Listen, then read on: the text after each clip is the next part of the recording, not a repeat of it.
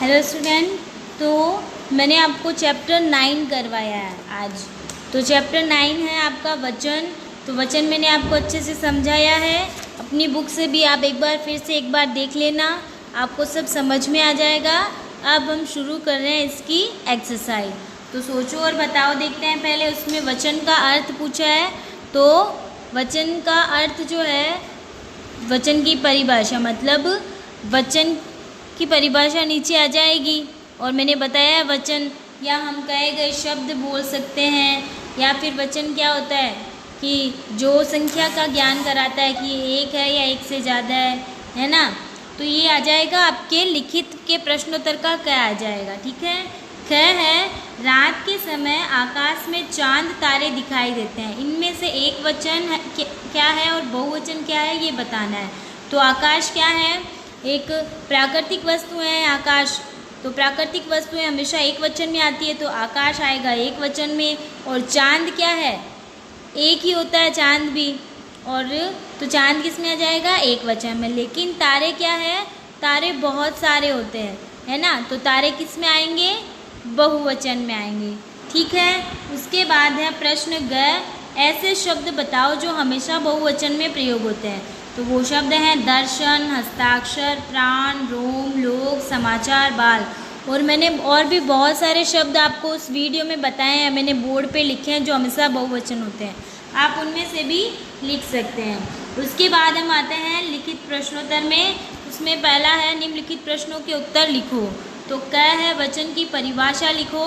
तो आप लिखोगे शब्द के जिस रूप से उसके एक या अधिक होने का ज्ञान होता है वचन कहते हैं। और वचन के भेद लिखो। तो वचन के दो भेद होते हैं, एक वचन तथा बहुवचन। अब हम आते हैं नेक्स्ट पेज पे। नेक्स्ट पेज पे पूछा है वचन के भेदों का परिचय दो, मतलब उनका नाम बताना है। तो मैंने पिछले वाले प्रश्न में आपको नाम बता दिए हैं, तो ये प्रश्न आपको नहीं करना है, ठीक है। फिर है घ, एक वचन से बहुवचन बनाने का तरीका बताओ।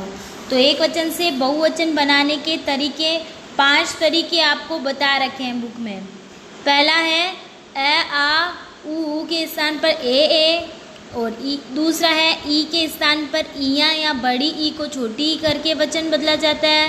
फिर तीसरा है परसर्ग सहित शब्दों के अंत में ओ लगा दिया जाता है, ओ। और चौथा है कुछ शब्दों के अंत में गण, वृंद, वर्ग या लोक शब्द लगा के बहुवचन बनाया जाता है। और पांचवा है अंत में यो या ओ जोड़ा जाता है, जिससे शब्द का अंतिम स्वर ह्रस्व हो जाता है, ठीक है। तो ये आप अपनी बुक में से वो पांचों के सिर्फ नाम लिखने हैं आपको, आप खुद लिख लोगे, ठीक है। उसके बाद है प्रश्न 2। तो संज्ञा के जिस रूप से अधिक व्यक्ति या वस्तु का बोध हो उसे क्या कहते हैं, बहुवचन कहते हैं। ख है, वचन 2 प्रकार के होते हैं, एक वचन तथा बहुवचन। ग है, पानी शब्द हमेशा एक वचन में प्रयुक्त होता है, प्राकृतिक वस्तु। छात्रा का बहुवचन छात्राएं, और घर में चीज़ें बिखरी पड़ी है। फिर है राइट रॉन्ग वाला क्वेश्चन है तीसरा, शब्द के जिस रूप से एक या अनेक होने का बोध होता है उसे वचन कहते हैं। ये आपके क्या है, राइट। फिर है अध्यापिका एक वचन है, राइट। लड़कियां गीत गाती हैं, बहुवचन वाक्य है, राइट। वचन के 4 भेद होते हैं, नहीं, वचन के 2 भेद होते हैं। कुछ शब्द सदैव बहुवचन में ही प्रयुक्त होते हैं, ये भी सही है। तो ये आपका राइट रॉन्ग वाला क्वेश्चन, ठीक है।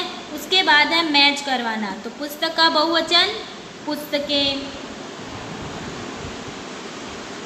पुस्तका पुस्तकें, बच्चा बच्चे, दीवार दीवारें, मछली का बहुवचन मछलियाँ, और कथा का कथाएं। उसके बाद में है 5वां प्रश्न, आपको वचन बदलना है। तो छात्र का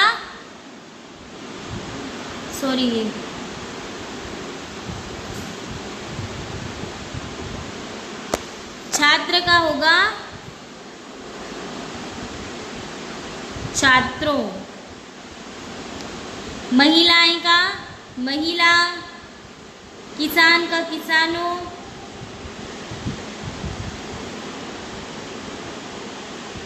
सड़कों का सड़क, गाय का गायें, आचार्यों का आचार्य, ठीक है। उसके बाद हम आते हैं नेक्स्ट प्रश्न 6 में। 6 प्रश्न में सही विकल्प पर चिन्ह लगाना है। तालाब में कौन तैरती है? मछलियाँ आएगा इसमें। आसमान में कौन उड़ता है? पक्षी। माता का बहुवचन माताएं। वृद्ध का बहुवचन वृद्धगण होगा। इन तीनों में से कोई नहीं है, वृद्धवान या वृद्धों या फिर वृद्धि नहीं है, वृद्धगण है।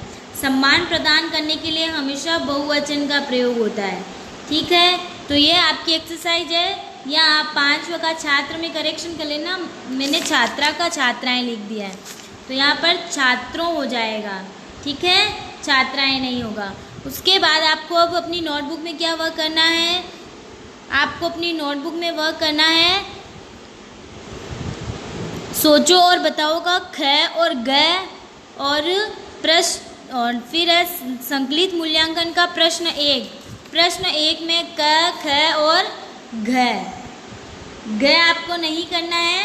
तो कुल कितने प्रश्न करने हैं आपको? सोचो और बताओ के ख और घ 2 प्रश्न और 3 प्रश्न प्रश्न 1 के क, ख और घ। तो 3 और 2 5 प्रश्न आपको अपनी नोटबुक में करने हैं। बाकी सब आपको अपनी बुक में फिल करके रखना है। तो ये आपका पाठ 9 वचन कंप्लीट हो गया है। तो आप अच्छे से इसे याद करोगे और प्रैक्टिस करोगे। ठीक है।